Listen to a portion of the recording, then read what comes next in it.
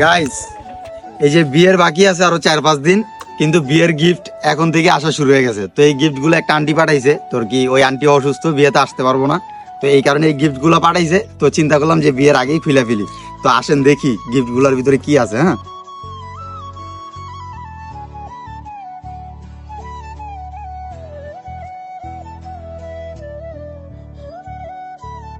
হ্যাঁ, তো গিফট গুলো খুবই সুন্দর আছে, খুব কিউট আছে। ঠিক আছে, এই গিফটটা খুবই পছন্দ হয়েছে। তো আরেকটা খুলি। হ্যাঁ,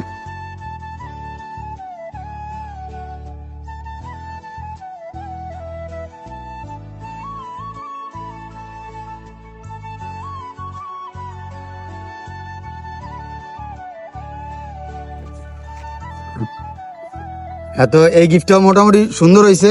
হ্যাঁ, যাক, তো গিফট গুলা পছন্দ হয়েছে, কিন্তু মানে আর কি আন্টি যে বিয়েতে আসতে পারে না, এটাই সবচেয়ে খারাপ লাগছে।